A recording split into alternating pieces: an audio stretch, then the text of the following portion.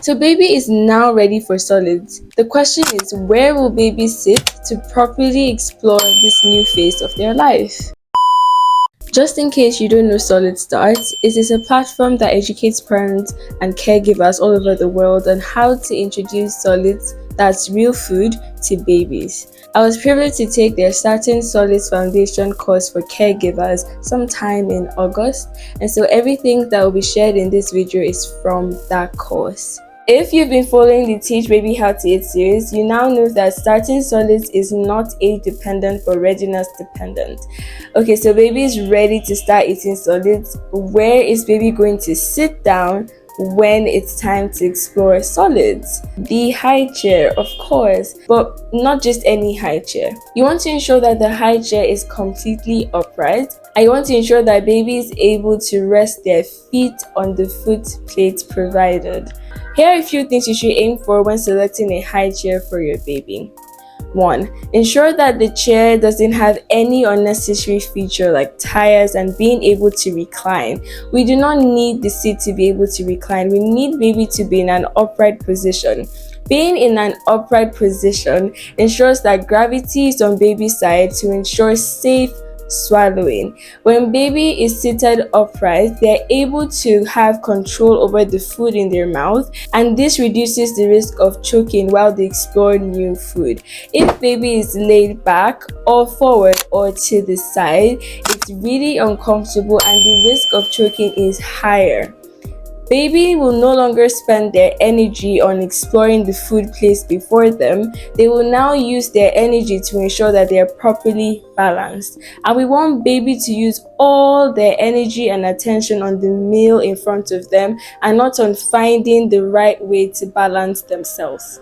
So you want to make sure that as baby is in this high chair, baby is not below the tray before them, but they're actually seated upright and they're able to reach out and grab the item in front of them and put it in their mouth without any form of obstruction. Sometimes babies are placed in high chairs that are just too big for them. They're struggling to see what is even on the tray. They're struggling to reach out. This is not the right seat for your baby. You want baby to be able to see what is on their plate and able to reach out to what is on their plate. An important point is the foot plate. Many high chairs are manufactured with the foot plate, but they are not designed to actually work. Many times these foot plates are just so unreasonable in the sense that babies are actually not able to use them. They're either too low or they're just manufactured in a way that baby really can't reach them. We want baby to be able to rest their feet while eating. Have you ever sat in a chair that made it really hard for you to balance your feet on the ground? How did that feel? Uncomfortable, right? That's exactly how babies feel.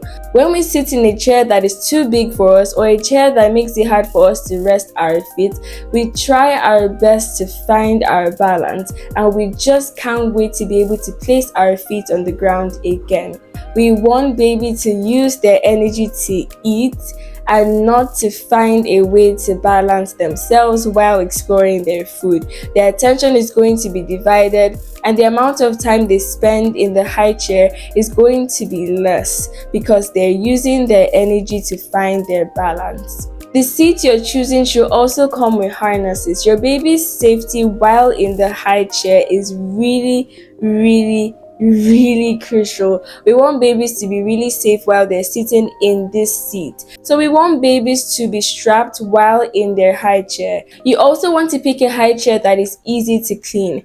Babies exploring food is really messy and you would need to clean the chair often. And if you pick a high chair that makes it harder to clean, that's going to be really stressful and mold can grow in the high chair, which is not hygienic for your baby. So you want to pick a seat that is easy to clean. The next thing to consider when selecting a high chair for your baby is the height and weight limit.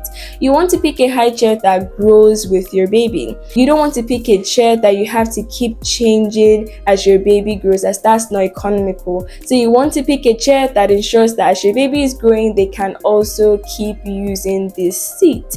Once your baby reaches the height and weight limit of their high chair, it is no longer considered safe for them. So make sure you're picking a seat that grows with your baby.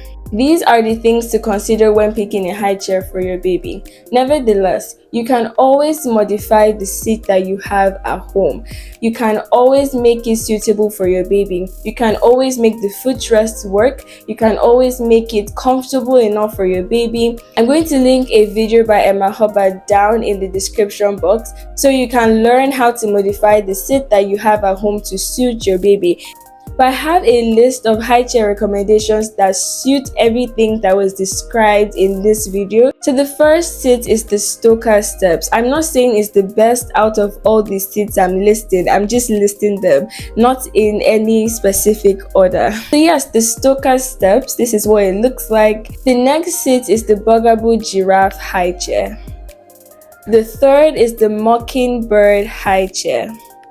The fourth is the Abby Beyond Junior High Chair. The fifth is the Ergo Baby Evolve High Chair.